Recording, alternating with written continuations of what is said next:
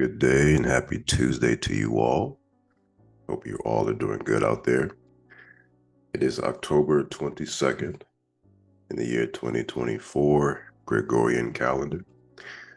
I wanted to take this time to answer some of your questions that you have sent me directly. So I'm going to share my screen and kind of go through some of the questions that have been asked throughout the time frame from the last time we had our Q&A session. So I highly encourage you all to do that in case you um, may not have the time or ability to schedule a consultation with myself or one of our representatives.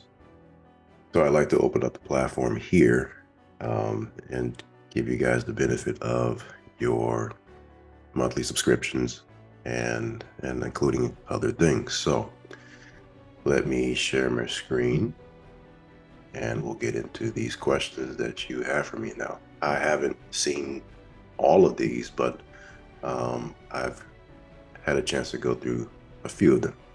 And I think they're good questions to include everybody in. So please, as you see, I have about 81 here, which is a mixture of the community chat, technical support, and then there's the individual questions. So let me start off with one by our very own Nagiste. She asked a really good question in regards to land property ownership and preventing a local government from installing what's called a pipeline that could potentially harm the water supply, the food supply, and who knows what else when it comes to mineral rights to us. So let me see if I can find. Here we go.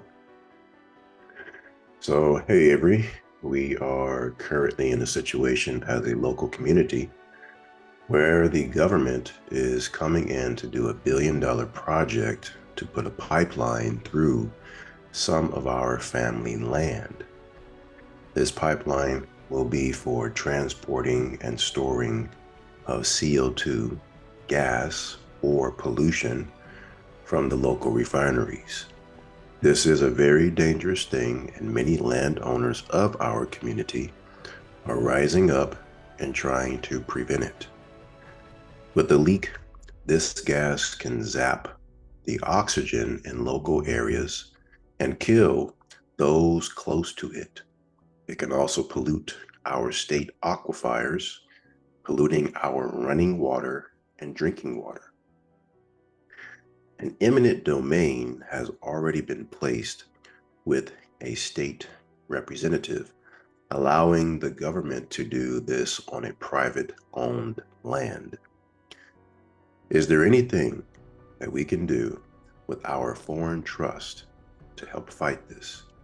Can we also place family members' land underneath our trust? What would this process look like? Do you have any ideas? Would this help deny their ability to put the pipeline under trust-owned land? I think that is a very, very good question, and a lot of government municipalities are doing such things.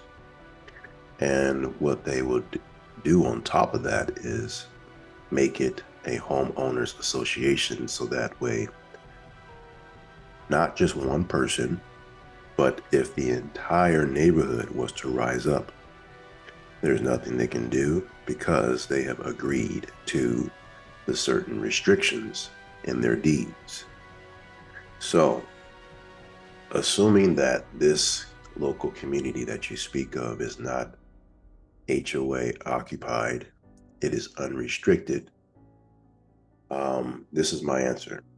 And I write to her saying, if all owners are willing to quit claim property to a foreign express trust or a land trust having an unincorporated or limited liability company as trustee owned by a foreign person living outside the United States, or even better, a Nevis and St. Kitts entity as trustee.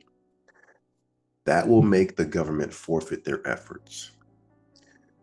But it will only work on irrevocable trust, not revocable. So all owners would need to agree never to sell the land for any reason, not even for refinancing purposes. Irrevocability and special restrictions in the quitclaim is what gives tax exemption and perpetual privacy. So there's a term that I talked about in the past that you would want to include in your quitclaim deed. It's two terms. You want to talk about the land ownership at least 500 feet below the structure, and you want to talk about land ownership above the structure. So there's the mineral rights down below 500 feet, and then there are the air rights. When you think about skyscrapers in downtown Los Angeles buildings, New York, all the major metropolitan areas, they don't have much land to expand horizontally, but they can go vertically, and that is airspace, which can be leased and sold. So buildings are getting taller and taller. So the two terms that you have to include in your quitclaim deed in association with appurtenances, to having to hold appurtenances, forever in fee simple. Remember, fee simple is the new term that they're using for allodial. But you want to mention you own the land, the trust owns the land in property real, that's everything below, and real property, which is everything above. Okay, so I think that was a good question to talk about. If you plan on having land in your family and you never, ever, ever will sell it, that is your opportunity to state special restrictions in that quitclaim deed. Okay, very, very important. So let's go on to the next. Some of these might come in. Let's check out the community chat. Let's see what's here.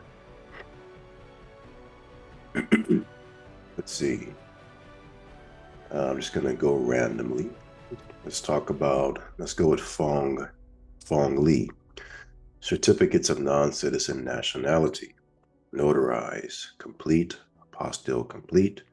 Now here comes the Department of State authentication. Sent out, and today I received this letter in the mail today with the following above.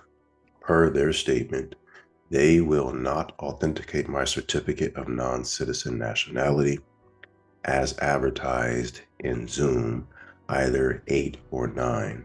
I will not give up any advice. Let's take a look at the letter. It says the Department of State office is responsible for providing authentication services to U.S. citizens and foreign nationals, which are intended for overseas use. These countries are recognized by the United States of America and are registered with the Department of State Protocol Office. Okay, so I can tell you right now, let me jump down to this paragraph here. It says, after a thorough review of your documents and in accordance with 22 CFR 131, the Department of State does not believe your documents should be authenticated. Your documents contain one or more of a number of questionable statements, such as statements regarding citizenship, diplomatic status, tax exemption, the requester's purported name change, and other legal claims. So essentially what they're saying is they don't know what reason to authenticate your document for. You may have given too many things. Remember, he who talks too much loses the art of war. So I would advise you would state your nationality. You state your name, your nationality, where you're born, and then provide the public law that gives what you're doing jurisdiction, which is Public Law 94-241 if you are born in the States. If not, then it is Public Law 99-396. Do not quote me on that. I may have the numbers wrong, but you can verify that inside of the junior course looking at the trustee minutes. Leave it to that, okay? So leave it to that. Just state that you are, for let's say, a Washingtonian national, but not a citizen of the United States, nor a United States national, and one more, nor a non-citizen national of the United States. All three of those are the same. You want to make sure you put that in your letter.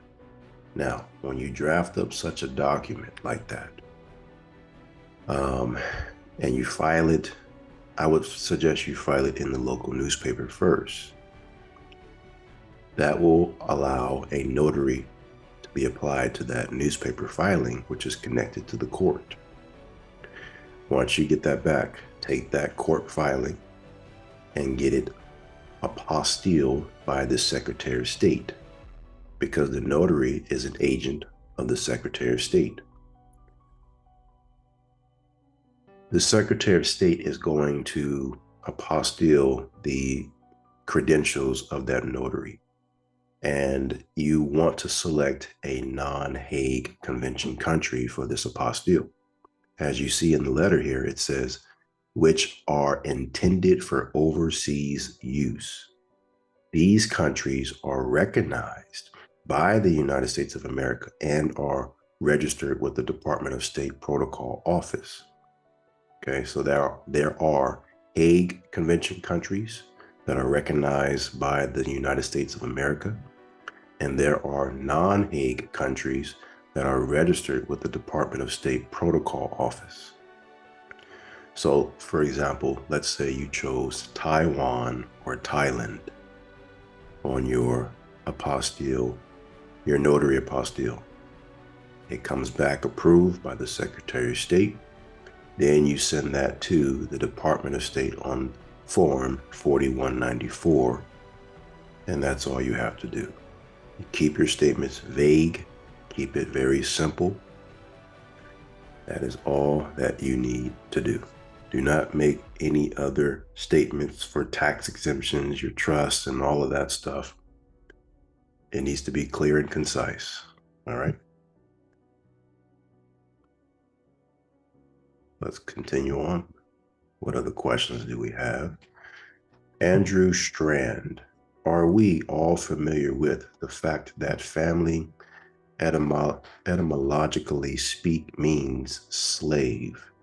The implications of being subject of something, it is advisable to use house in place of family. And if I am subject of anything at all whatsoever, then it is absolutely and most certainly heaven and nothing in or of this world at all. That's a good perspective. Could be true.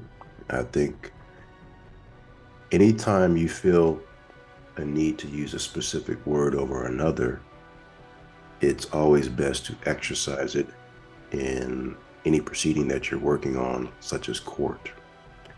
And you can verify it in court by an official by asking a simple question in the form of discovery. Okay. Now, one thing that I will point out, you talked about the word heaven. If you want to talk about the etymology of words, let's start with that word heaven. Heaven comes from the word, it's two words actually. H-E-A for head, V-E-N for ventricle. The brain has more than 3 ventricles, and those ventricles are in the head.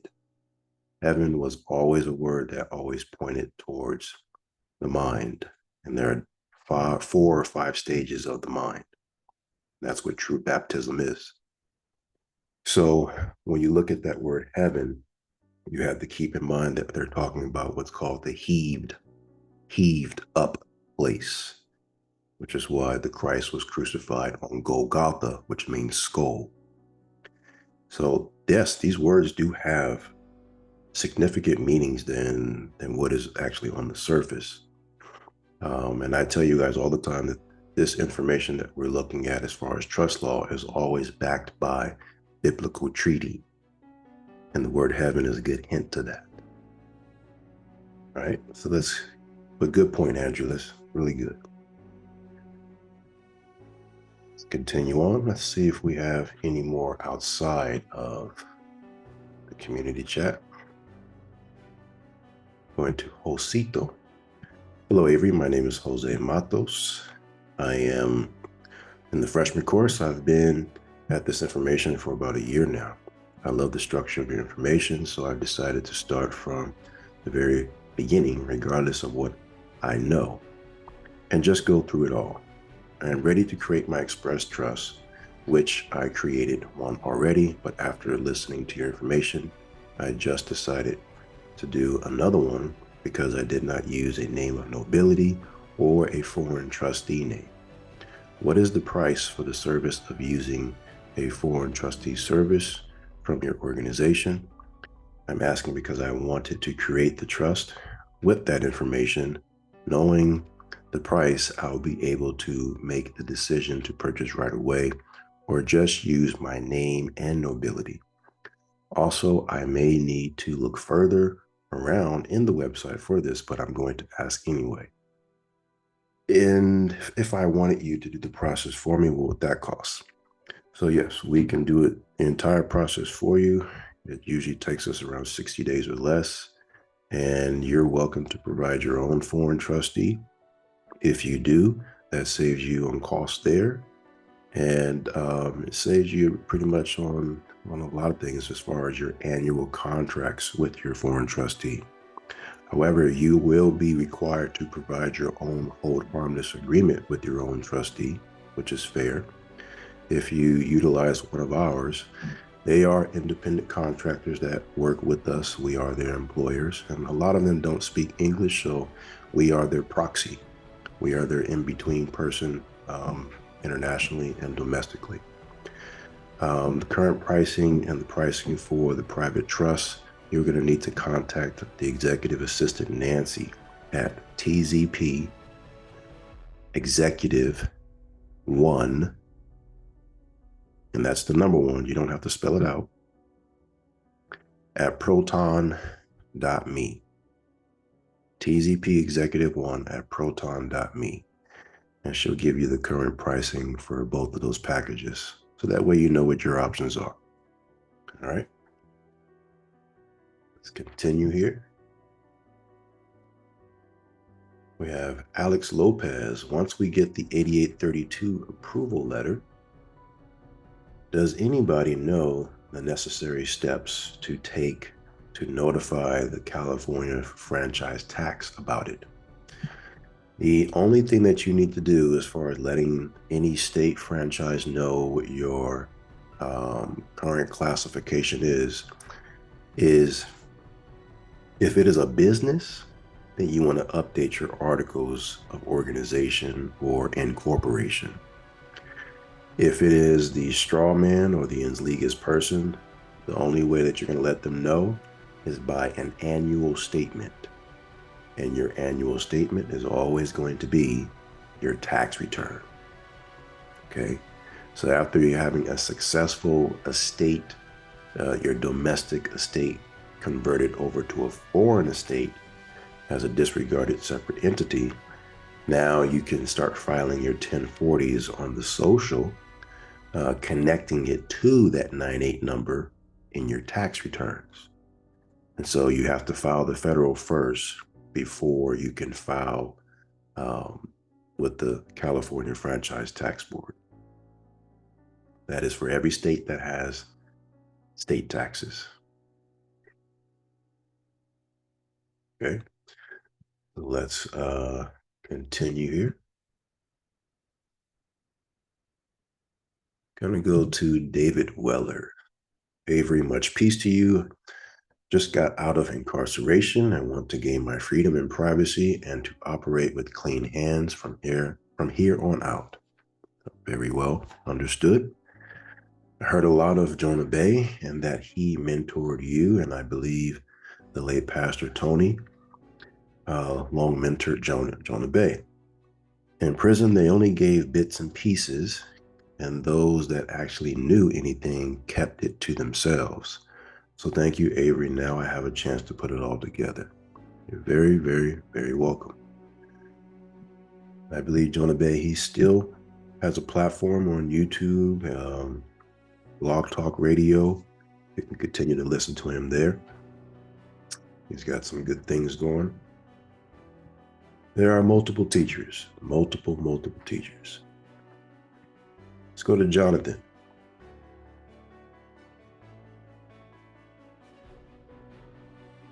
Can I exemplify a consular officer signature like we would normally exemplify a registrar's signature? My friend was born abroad as a U.S. citizen, CRBA, in a foreign country. If he has a CRBA, it has the United States of America Department of State seal already on it. So there is nothing to exemplify, and there is nothing to authenticate. There's nothing to apostille. His process is already done. If you try to do it, it will be rejected. It will be very difficult to do because the seal is already there. Okay. The whole point of authentication is to take a higher seal above the one that is already existing in your document. That's the whole point of it. So if your document starts off at the county level, what's the seal that's above that? Secretary of State. If you're trying to authenticate a Secretary of State document, what is the seal above that? The Department of State. If you're trying to authenticate a Department of State document, what is the seal above that? There is none. Okay? That's how that works. So think about it that way. All right, let's see. What else can we find in here? Good questions. Go back to the individual. Okay, I'm going to go to Charlie here. I think I've already addressed Charlie there.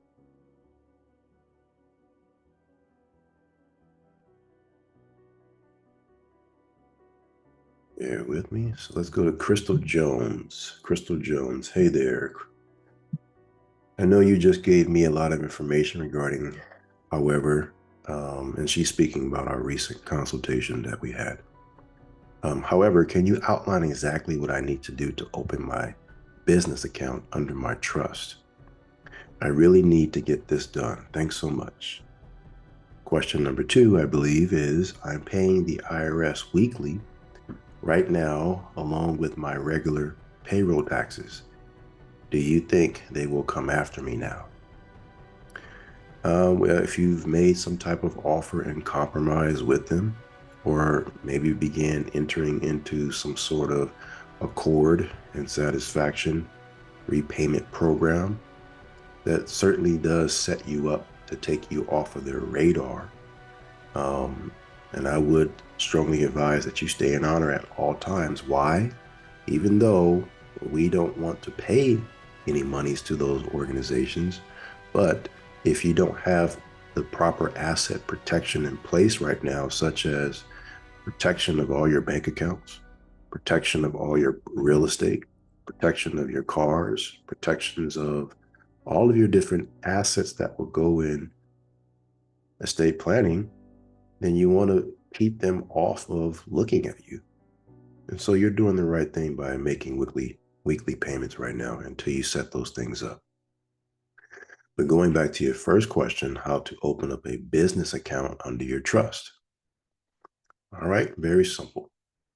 And I'm going to also connect this information and give you further on what you would do as far as life insurance as well. Because I know we spoke about that too.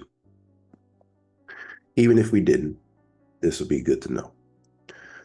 So if you want to open up a business bank account under the trust, you have to remember in trust law, the trustee is pretty much the owner, right? They are a manager of all of the assets inside that trust, also considered owner. So manager and owner are synonymous terms in the world of equitable trust. Now, the trust that your foreign trustee is a part of is an irrevocable trust. So what you need to do is have your foreign trustee. This is your real foreign trustee who has never had any connections with obtaining a social security number or an I-10 number. You've never had any connections with that, okay? That's your number one qualification. If you have one with us, then that is, you don't have to worry about that. You're perfectly fine. You are going to take that person and make them the sole member, the sole owner of your business. If it is an LLC, they will become the sole member owner of that LLC, and you will be the manager or employee of that LLC. All of this is listed on the Articles of Organization with your Secretary of State. That is the first place where you begin. Of course, while you are doing that, you are simultaneously filing your 8832s on the federal side to reclassify the LLC to the jurisdiction of your foreign express trust. Remember, I've given you all remedies using the 8832, using the 8832 enforcement letter, or even better yet, doing all of that on an SS4 and faxing the SS4 should give you a faster remedy as well.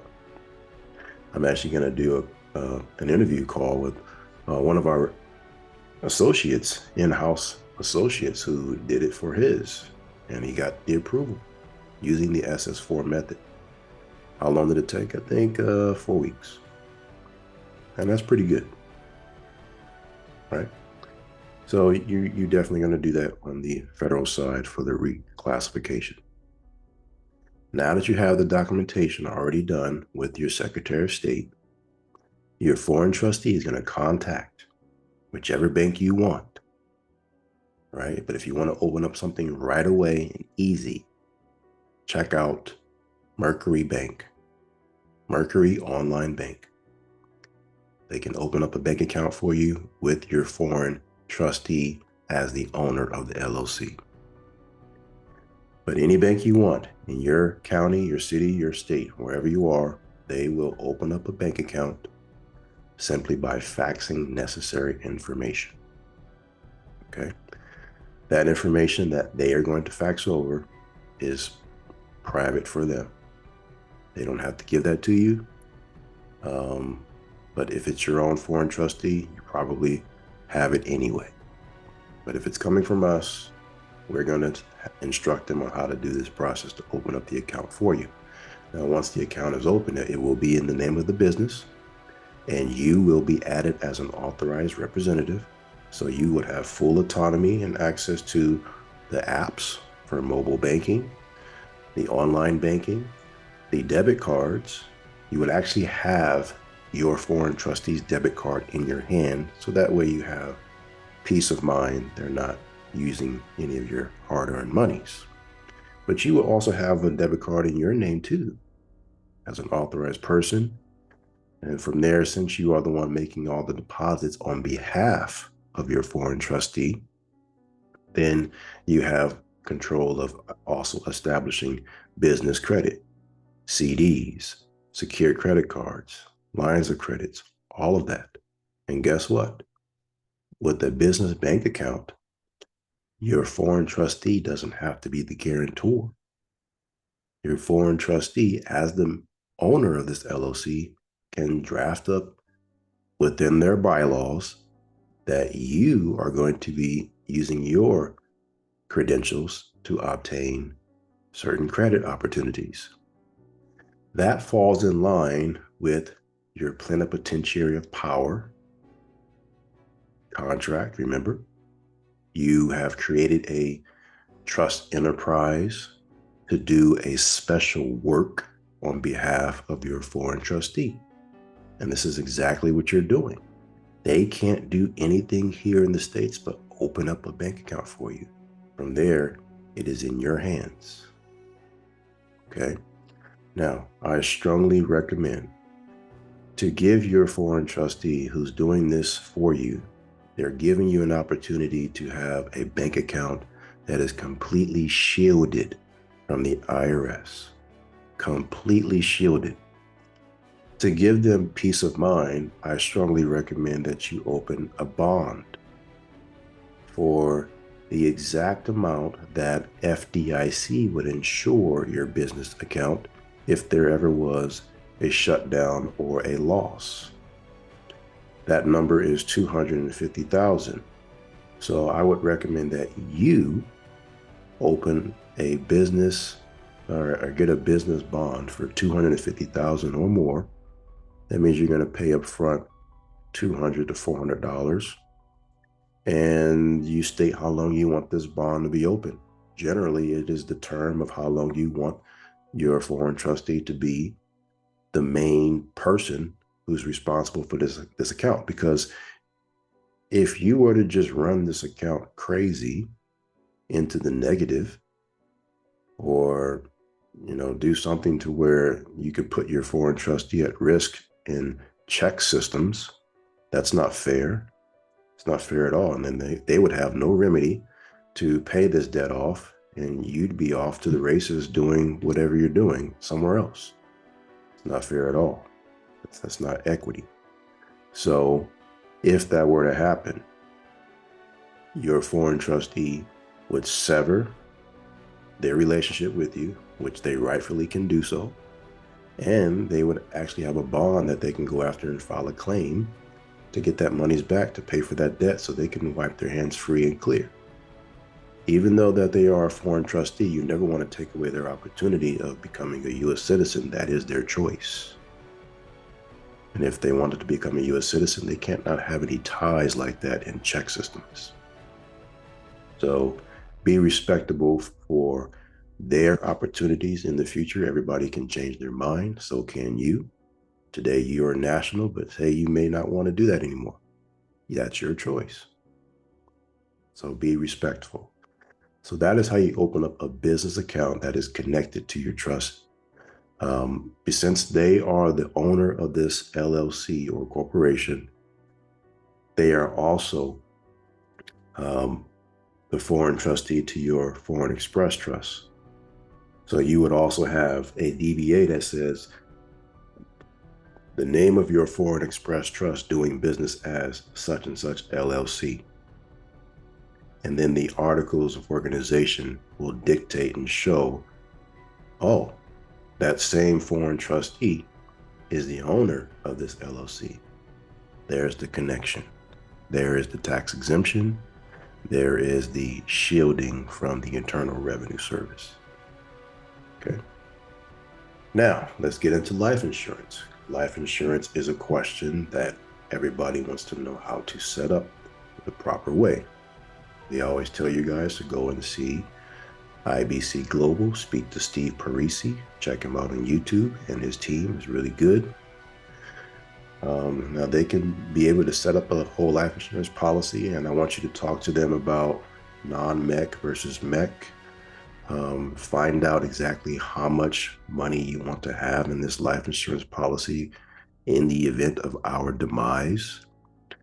I want you to ask them, what is your annual maximum contribution that you can add to the policy without triggering a modified endowment contract? I want you to figure out what your annual premium should be. These are questions I want you to write down so that when you call and speak to them, or any insurance agent, these are questions you need to ask.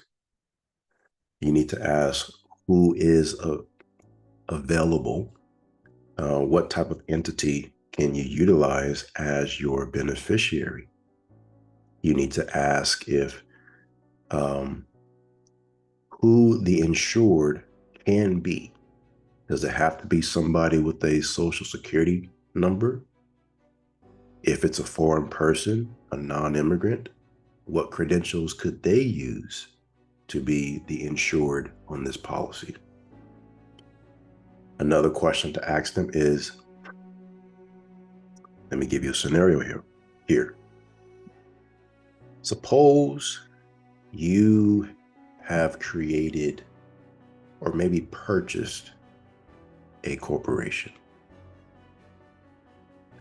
Suppose you purchased a corporation and you know what? I'm going to leave that there. That's going to be a whole lot there, That's going to lead us into insolvency laws. Let's save that for another time. So with all those questions I gave you, I want you to write those down and ask that to your insurance agent. So how I would recommend you set this up. Whoever you choose to be your insured, which means the person with the social security number or not, to be responsible for the policy, that's the person who, if they pass away, the policy cancels and the death benefit amount will be paid out to the beneficiary. So what you should do is use your trust enterprise as the beneficiary. Okay? Why? Because you already have a domestic bank account open for your trust enterprise. And you are the passive trustee of that enterprise. So you're going to be the insured. Let's say you decided to use someone that you have in Guatemala or Russia as your insured person. Well, you're pretty much making them a secondary trustee to your trust enterprise, and then you could list them as the insured. They would provide a medical background check, most likely, depending on their age, and they would provide their foreign passport information. There we go. But you want to find out which insurance companies allows this if you're going to go that route. And if that person passes away, the death benefit goes to whoever is the beneficiary. In this case, it is the trust enterprise. Now,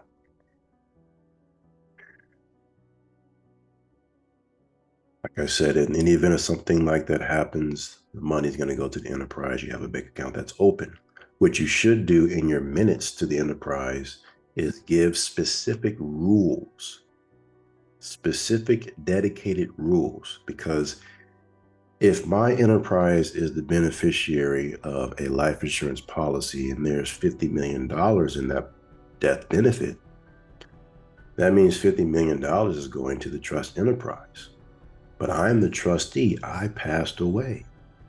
So I better have updated my minutes to include a secondary or even a tertiary trustee to take over on my behalf for the benefit of my loved ones, right?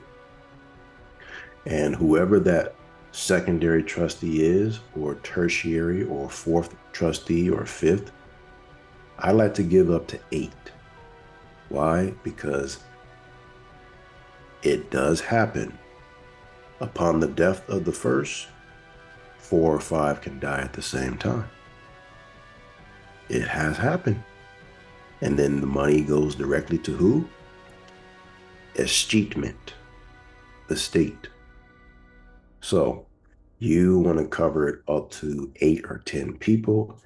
And it doesn't have to be people. It could be organizations. It could be churches. It could be companies, LLCs that you trust, that you support. So you definitely want to do that, because otherwise all of this would be for naught if that were to happen. So I would have my additional trustees to be instructed to do certain things. I would have one trustee to be responsible for paying out a specific portion to further increase the compound interest on that money by opening additional policies or buying additional real estate, something that is going to compound, something that is going to make my next generations not have to use labor. And if they use labor, it's because they want to, right? You don't want to be in a position where inflation is always going up and you have to use labor. That is absolute slavery, because you could never, ever, ever get ahead if you're using labor in a system of inflation. Nothing against hard work, but it's something that you want to elevate from, where it's not your sole only thing, right? We all need to know how to use our feet and hands and our arms and everything, but most importantly is our mind. The mind is what creates everything. So that's how you're going to set up a life insurance policy. Those are the questions that you're going to ask to set it up. When you do, let's say, well, the question is, how do you fund this policy? Because some of you have large IRA accounts, 401ks, or even money mutual accounts. And a lot of times life insurance policy companies are giving more interest rates than your current money market account. So you could do what's called a distribution from that account. Some people just do a straight withdrawal. And of course, that's going to be a taxable event. So that company is going to issue a 1099-R on your social. And now you need to reflect that on that year's taxes. How do you do that? Once you get the 1099-R, you're going to take that information, that exact dollar amount, and you must file it on a 1099 miscellaneous. It must go towards the Foreign Express Trust for tax exemption. And the only thing that's going to back that up is by the trust having a legitimate license trademark agreement on the name of the recipient from the 1099-R. Okay, that's how you're going to handle that. So knowing how to file tax returns is very important. It's very, very, very, very important. I know a lot of you have come into this space thinking that you were going to avoid doing that and just keep all your money in the bank account with nobody to ever come and touch it and question anything. Trust law is powerful. Yes, it is. But it does not mean that the members of the trust will always be members of the trust. So that's why every year they require what's called a statement of ownership or an affidavit. You have to let them know annually if this trust is still intact. And you do that by a tax return. Doesn't mean that you will owe anything. It just shows that here's why I don't owe. That's your perfect document. That is your perfect affidavit. Any tax return has a statement at the bottom requiring a signature by you or a POA. That is, it is done under the penalties of perjury of the United States. And that's why I always tell you, when you sign, you must put without the United States to make it under the United States of America. Okay. Long-winded there, but I think that needed to be said. So a few more questions and we'll be out of here. And I've got to get to my 1 o'clock consultation for today. So if you haven't had a chance to speak with me directly, please go over here on the sidebar of the website where it says book a consultation. Click there and get that going. Please put the subject of what you're looking to talk about. That will let my executive assistant know if it should be me to join that call, or Frenchie, Isaiah, Nancy, Arlen, whoever it may be. Okay. Let's try this one here. I recently turned in my new W-4, and the HR department was saying that I can't claim single and exempt. Any suggestions or info on that? Well, the reason why they're saying that you can't is because they believe that you did not have that same right in the year prior. If you read the instructions on the W-4, it says you only have the right to file exempt if you had that right in the year prior. So if you are working with them for more than a year, then in addition to your W-4, you need to give an affidavit saying that I, such and such, uh, am filing exempt for the tax year 2024 up until the end of December 31st, 2024. And believe that, or not believe, and well, let's just look at the actual instructions so we get the right wording here. I know exactly what I need to say, but be exact would be better.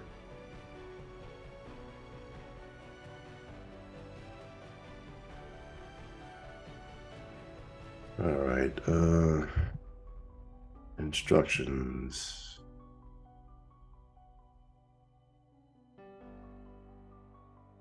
Let's just look at 2023. That might be easier.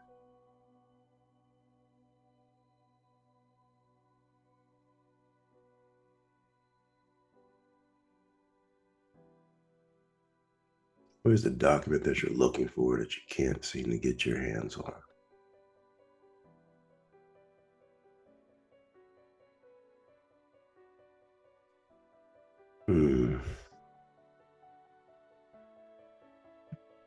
Well, go down to the instructions section.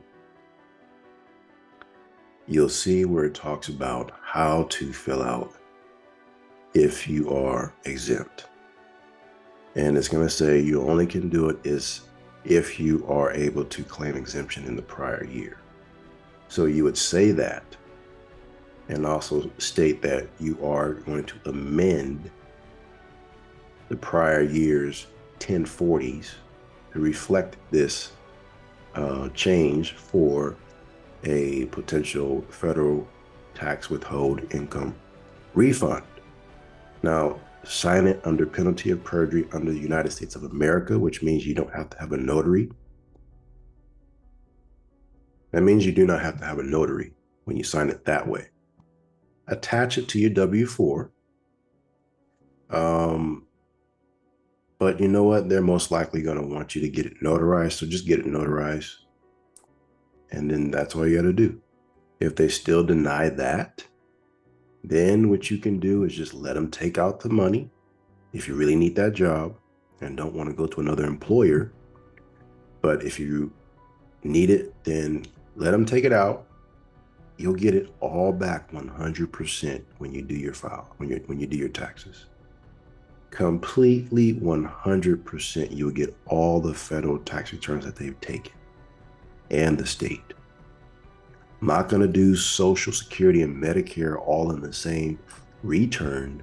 That's something that you would do after your federal and state have been refunded to you.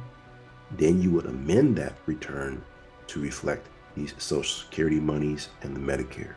Now, you don't have to go after the Medicare because that is, or the Social Security, that is optional. If you do that, you're most likely going to reduce the chances of you getting some type of, Social Security benefits when you reach that specific age. If you don't care about that, then get it now. If you want all of it, it's going to come back through tax returns. There's no way you're going to get back what you paid in over the course of monthly stipends once you reach the age 60 or 65, whatever the number is. There will always be money on the table. So for me personally, as a 36-year-old, there's no way I will wait till I'm that age to get it. I'm going back as far as I can from day one of entering the workforce and amending those tax returns to get the monies that I put into that account back. But that's optional. You don't have to do that. All right, so let's take one more and we got to go. Go to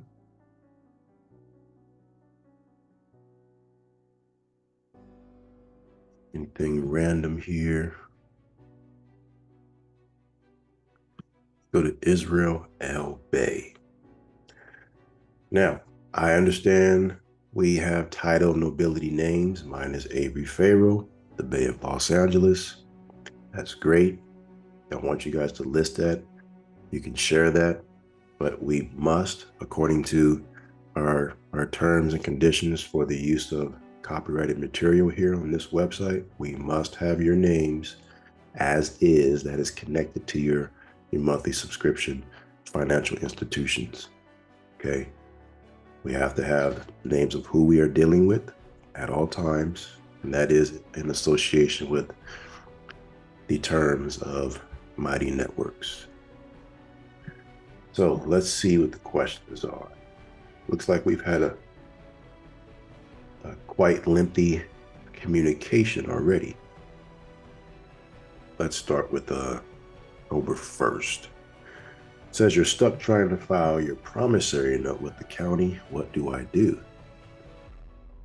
And I asked you the question, do you have real estate that you can file in the county?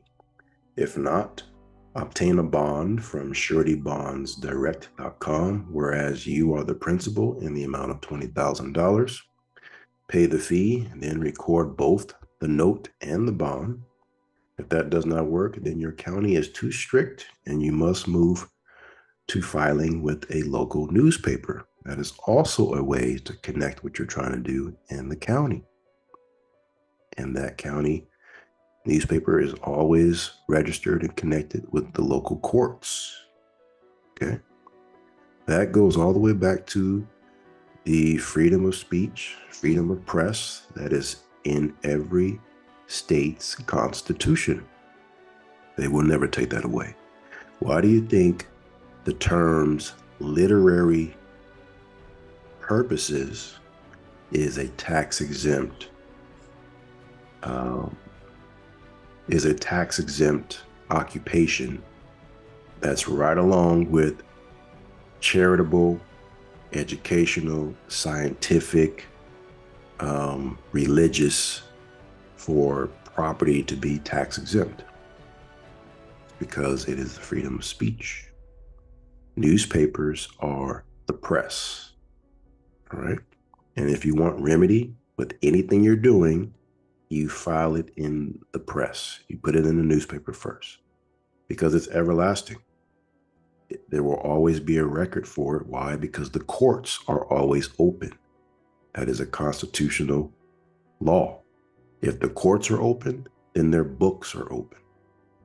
And that's how you register your trust and every aspect of your trust that you want in the public record to be open forever. So now he says that he has 2 houses. So what do I do? If I go the newspaper direction, then the next step is to file it with the Secretary of State using the publishing number, correct? No. You are going to go to, you need to do research in your county and your state for all of the local newspapers that are available. And you want to contact them and find out, how do I record public notices or even probate notices? For your promissory note, it's most likely a public notice stating that the creditor, your Foreign Express Trust, has entered into an agreement with the borrower, the ens legis person. It will be notarized by whoever files it in the local newspaper. From there, you don't need to do anything else. Okay, it's done. Ask yourself this question. You have 2 houses. Let's say you have both of those houses with a mortgage and a deed. Did the bank file your mortgage with the Secretary of State? No, they didn't. They know that that is not perfection of an interest. So perfection of an interest is really just having a legitimate document to prove in a court of record. There's a difference between a promissory note and a requirement to pay or evidence to pay. That's UCC law. All right, so just put it in the paper. You're done. Put your declaration of nationality in the paper. You're done. Put your affidavit of domicile and claim of ownership of you conveying your authenticated birth certificate to the trust. You're done. Do all of your DBAs in the paper. You're done. Do your copyright notice in the paper. You're done. Do you see where we're going with that? These counties and these Secretary of States are just, they don't want to deal with us. So you go to the place where it will always be open, the side door to the courthouse. All right. Last part of your question, it says also, do I obtain the bond to file along with the promissory note as well as if I publish in the newspaper? There's no need for the bond if you go the newspaper route. The bond is only used as an additional help if you're still trying to get it done in the county at the recorder's office because they told you no. So then you would get a bond to attach to it, and they absolutely should say yes at that point. But if they don't, then you don't need the bond anymore. Just take your note and go directly to the newspaper. Okay. So with that being said, that's all the time I have for our questions today. I'll try to get in and answer more of the questions that are sent directly to me. And I hope to speak with you all again the first week of November. What date is that going to be for us? It's the first Saturday in November. So whatever date that is, you will receive the Zoom Q&A link, or it will be a notice right here within the website to join live, whatever date that Saturday is. So keep the questions coming. Don't give up. Continue to pursue. Let's do our part, everybody, in spreading the existence of express trust all over this continent. All over. Let's have everything under trust, nothing in our names. It would be so difficult. One day I wish to wake up and then all the banks just don't have any bank accounts in U.S. citizen names. None. All foreign trustees having bank accounts there. Here. Imagine that. One day waking up to where all people who are using express trust or just have knowledge of how to decrease the national public debt simply by taking the Federal Reserve notes that we have in our pockets and converting them on checks, cashier's checks,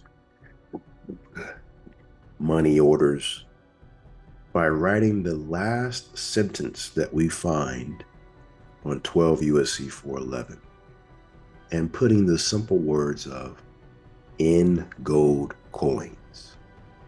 You want to know why that's important? In gold coins? Take a journey with me. 31 USC 5118. Gold clauses and consent to sue. What is a gold clause? So you guys got me going already. It's supposed to be ending this thing. Gold clause means a provision in or related to an obligation, alleging to give the obligee a right to require payment in gold, a particular United States coin or currency, or United States money measured in gold, or a particular United States coin or currency. 2, public debt obligation means a domestic obligation issued or guaranteed by the United States government to repay money or interest. So it says, the United States government will repay money or interest on a public debt obligation. How do we know which debts are considered public debt obligations? How do we know which debts are provisions under the gold clause? Does anyone know how to find that out? Well, let's look at the gold clause. We can start there. And they're referring to the United States Constitution. What is the gold clause? The gold clause, it says no state. Okay, no state. What is state with a capital S? State of Florida, state of Oregon, state of Wyoming, state of Montana, state of Alaska, state of Hawaii, and one other one, the District of Columbia. That is a state. What about the other one? The British, London. What about the other one? The Vatican. That's the Empire State. The Trinity. Vatican, London, DC. So none of those shall enter into any treaty. None of those shall enter into any alliance. None of those shall enter into any confederation. None of those shall enter into any letters of marque or reprisal. If you watch the most recent John Wick, chapter 4, you'll notice the main villain, he was the Marquis. That means you will not have someone like him operating underneath the Sharifian majesty on his own volition. None of those shall coin money or emit bills of credit. When they say coin money, that means coin money with their own state seal. Can't do that. None of them shall make anything but gold and silver coin a tender in payment of debts. So they just told you that gold and silver coin is the only tender that pays debts. So anything other than that, that doesn't have words gold coins or silver coins on it, is a discharge of debts. Or should I say, it is a furtherance in continuing to expand on that debt by offering additional promises to pay. So if I give you a bill of $100 coming to my restaurant, and you give me a $100 Federal Reserve note on the surface, that's it. You've just allowed me to say, well, you're not paying for this $100 debt here, but I will accept this promissory note. I'll pass it on to the next person. Hopefully you come back and truly pay me in gold and silver coin. I'm hoping that you do that. And no one does it. And that is the increase of debt. That's one of the increases of the national public debt. We are just passing on the buck. Buck.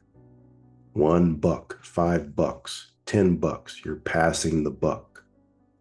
And it is compiling on top of each other. So no state shall do that. They can't make any gold coin with their seal on it.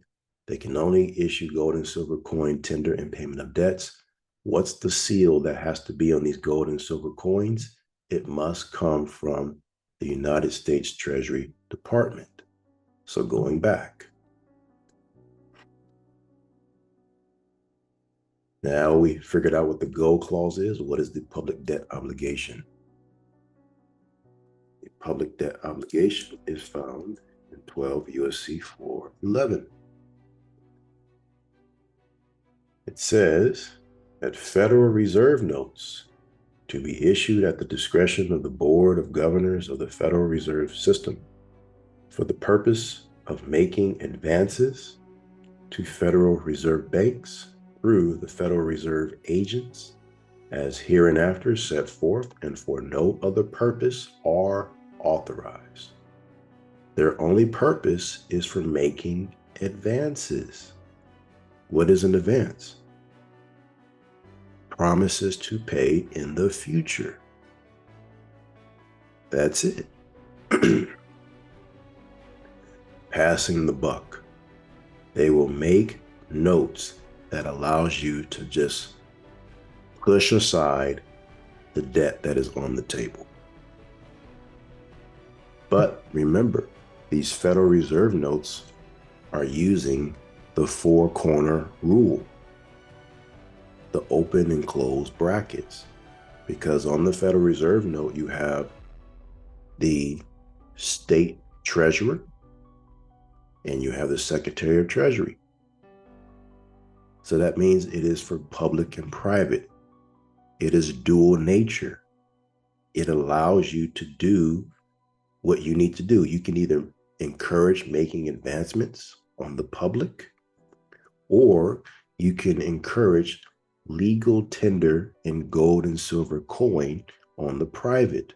All you have to do is exchange your Federal Reserve note, turn it in at the post office, get an actual Treasury note in the form of a money order because it has the Treasury routing number on it, and write on there the very last sentence of this law. They shall be redeemed in lawful money on demand at the Treasury Department of the United States in the city of Washington, District of Columbia, or at any Federal Reserve bank. You would write that. Now, there's a special wording that you have to put in the memo, right? In the memo.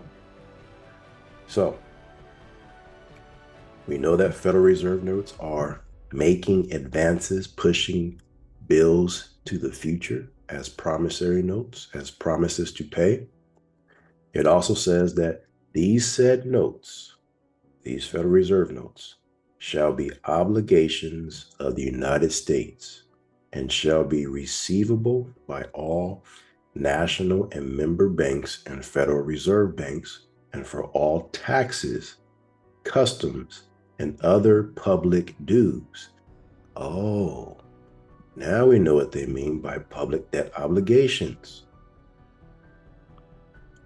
These taxes, customs, and other public dues are the IRS tax bills, the state tax bills, the local county bills, the city taxes, the excise tax, the sales tax, the tobacco tax, the alcohol tax, the manufactured vehicles tax. What else is there? Are we paying? We are paying the inflation tax. What else is there? Public dues. We are paying the utilities every month. All of that. What else? Cell phone bills, car loans, auto loans, mortgages, personal loans, SBA loans. All of that is considered public dues, and they shall be redeemed. That debt has to be redeemed in lawful money. And what is lawful money? Gold and silver coin, a tender in payment of debts. I will be doing a most recent update for how you can absolutely involve the Bureau of Fiscal Service to pay off the national public debt and also pay off a full contractual promise to pay passing of the buck and gold coin. You don't want to miss that one. That's going to be a good class. But going back to this law here, it's very important that you understand that gold clause, because they said that no state shall enter. So if they enter into any of these things, that is what gives you the consent to sue. Now, you know how I always talked about in reading laws, your remedy is at the very bottom. Always. It's at the very bottom. So let's go. Here we are. Very bottom. Subsection D. In this subsection, obligation means an obligation except United States currency, payable in United States money. Okay, so my auto loan says pay $60,000. You're obligated because you promised to pay it in United States money. Well, that is reflecting the gold clause. Okay. Number 2, here it is.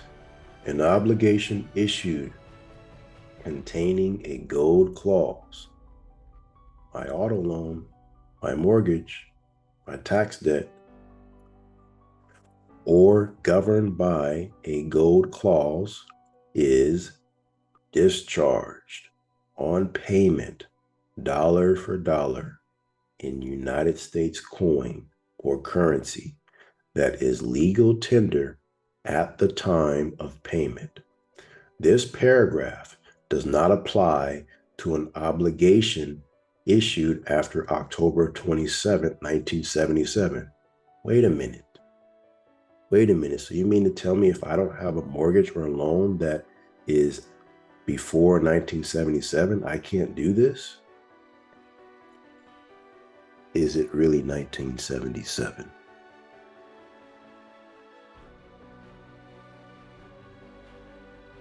That is the question at hand. If it is really that way, where none of this applies retroactively to 1977, then what business do congressmen and congresswomen have in continuously updating this law and adding to it and talking about it in 1982, in 1985, in 1996, and most recently 1997? It doesn't apply after 1977. So what are you doing in almost 20 years later still talking about it? What year is it? Remember the document I showed you all in dealing with the first document that acknowledged the United States of America by the great Sultan of the world? The Treaty of Marrakesh. Jonah Bey speaks highly of the document. We thank him for it. The Treaty of Marrakesh and how they dated it, their dating system would usually have an I or a J. That J or an I reflects the word Jesus or Jesus. Jesus and Jesus would reflect the Greek infinite number of 8 horizontally. 888 is the number of a specific astronomical and physiological phenomenon that takes place within the body and within the stars. Okay? The sun travels on the ecliptic in a figure 8 jurisdiction. And so when we're talking about our calendar system, it is talking about the movement of the sun on the ecliptic. 8 is that symbol. If you were to monitor the sun and how it travels on a yearly basis, you will see it makes a figure 8 horizontally. And that sun has a lot to do with elements or things that are happening within the human body. It does affect the mind, it affects the brain, it affects the 12 cranial nerves in the brain, which is connected to the 12 houses, astronomically. The 12 houses, you know what those are. Don't need to go into that. But we're talking about the calendar here. So that document, Treaty of Marrakesh, talked about I or J 202. Let me pull up my calculator here. Get your calculator. Follow me. Do it right now. Get it on your phone. All right. It said I 202. 202. That was the calendar of that day when they signed it. It was sealed by the United States ambassadors or plenipotentiary agents in the year 1787. What is the difference between 1787 and 202? That is an adding of 1,585 years to the calendar, the original calendar. So if we were to take the current year of today, 2024, and subtract 1,585 years, we are in the year I-439. We got a long way to go before we get to the real 1977. So yes, you can use this clause. Yes, you can discharge on payment dollar for dollar in gold coin. All right. So I want to show later on in another call or another webinar what that actual instrument looks like in invoking redeemable in gold coin or silver coin. Okay, so we'll talk about that in the future. I'll show you a recent debt account connected with it where that works. And I believe that's the most powerful thing that we have. You have to show how things work. If you're going to talk about it, show it. I don't talk about things that I cannot show. Okay, so this is the law. This is the rules of it. Hope you guys enjoyed today's Q&A. Promise I will stop talking now so that way you guys can get busy and enjoy the rest of your week. I'll see you in the first week of November, first Saturday of November.